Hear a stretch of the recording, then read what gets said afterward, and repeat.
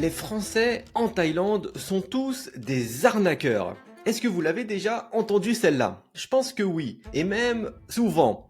Et principalement sur YouTube. On entend partout des phrases qui sont devenues, je dirais même, des citations du style « Fuyez les Français, ne leur faites jamais confiance » ou bien « Ils sont là que pour votre argent ». La vérité, c'est que ceux qui répètent ça, eh bien, ils se sont pas fait arnaquer par des Français. Ils se sont fait arnaquer par leur propre environnement. Et je vais vous apporter la preuve à la fin de la vidéo. Alors restez bien jusqu'à la fin, car croyez-moi, ça va être de toute logique, vous allez me dire.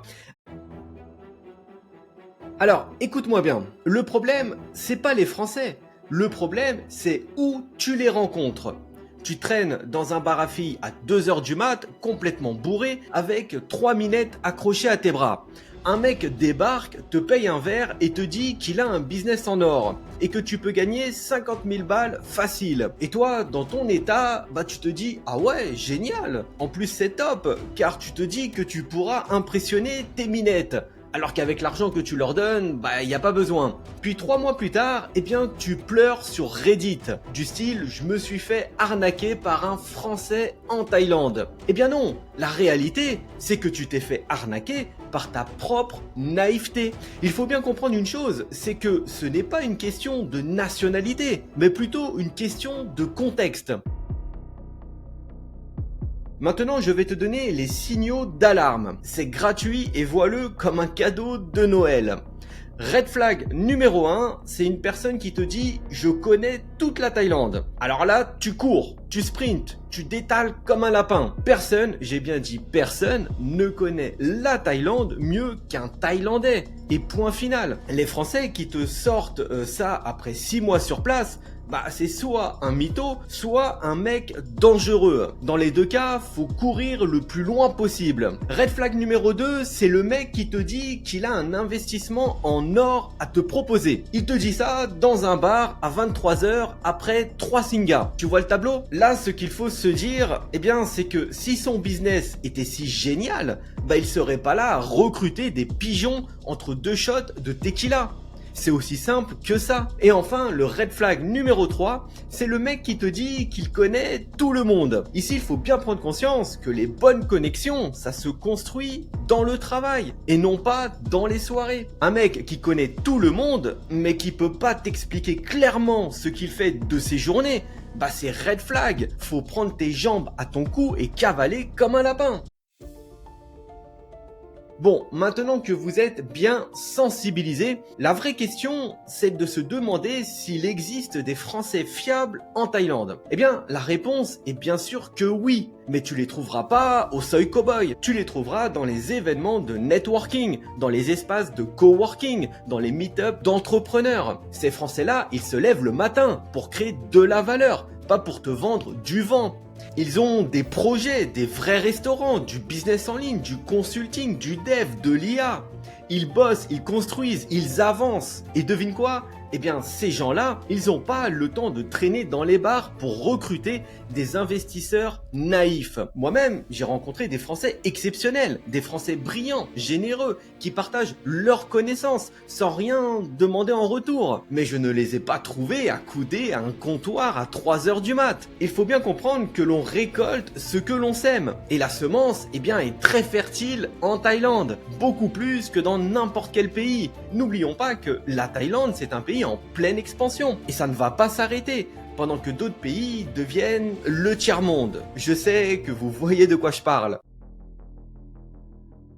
Bon, maintenant, je vais être cash. Si tu te fais arnaquer, c'est pas parce que l'autre est français. C'est parce que tu as fait n'importe quoi. Tu récoltes ce que tu sèmes. Si tu fréquentes les bars à filles, alors tu vas croiser des mecs louches.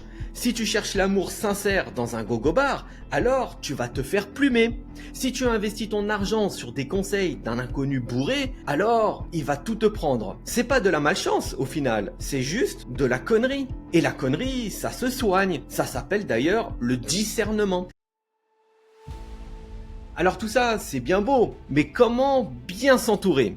Voici ce que tu peux faire si tu veux rencontrer les bons Français en Thaïlande. De 1, change tes lieux. Coworking, conférences, meet-up business, C'est là que ça se passe. De deux, regarde ce qu'ils font et non pas ce qu'ils disent. Un mec qui parle beaucoup mais qui peut pas te montrer son travail, bah next. De trois, pose-lui les bonnes questions. Du style, c'est quoi ton projet? Comment tu génères tes revenus? C'est quoi ta vision à 5 ans? Les vrais répondent sans détour. Les mythos s'en mêlent. C'est aussi simple que ça. Et de 4, prends ton temps. Les meilleures relations se construisent. Méfie-toi de celui qui veut tout de suite. Alors pour conclure de tout ça, faut-il faire confiance aux Français en Thaïlande? Bah la réponse, c'est que ça dépend entièrement de toi. De où tu traînes, de qui tu fréquentes, de comment tu filtres. Il faut arrêter de blâmer les autres pour tes mauvais choix. À un moment donné, il faut prendre ses responsabilités, il faut s'entourer de gens qui construisent, pas des gens qui détruisent. Et si tu veux rencontrer une vraie communauté de Français qui bossent, qui s'entraident, qui partagent leur expérience d'expatriation sans bullshit, tu sais où me trouver. Le lien est en description. Je t'ai promis une preuve, eh bien la voilà. Est-ce que tu connais la chaîne de Sabri Thai? Je pense que oui, si tu t'intéresses à la Thaïlande. À l'heure actuelle, c'est probablement la chaîne YouTube avec le plus de data sur les Français en Thaïlande. Des centaines et des centaines d'interviews. Eh bien, fais le test toi-même. Regarde les profils des interviewés qui te disent que les Français sont toxiques, qu'il n'y a aucune solidarité, ou tout simplement qu'il faut les fuir comme la peste. Leur business, et à l'unanimité je dirais, c'est soit un bar à filles, soit un restaurant en plein Soi Cowboy, ou carrément dans le ring du ladyboxing de la maille.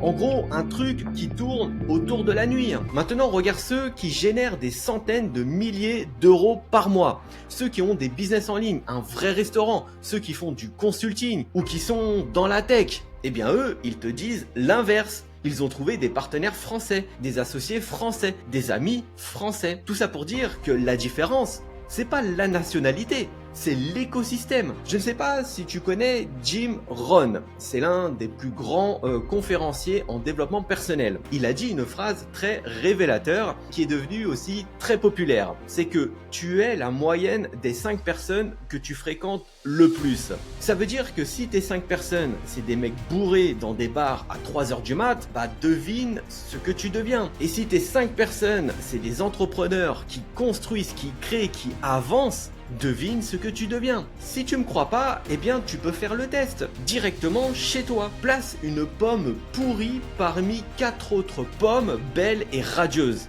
Tu vas voir qu'en quelques heures, toutes les pommes vont pourrir. Et pour finir, je rajouterai une citation de Kate Ferrazzi qui vient de son best-seller Never Eat Alone, où cette personne résume ça parfaitement. Kate dit que ton réseau, c'est ta valeur nette. C'est pas juste en argent, mais en opportunité, en énergie, en croissance. Alors tout ça pour dire, arrête de blâmer les Français, mais prends tes responsabilités et blâme plutôt ton environnement.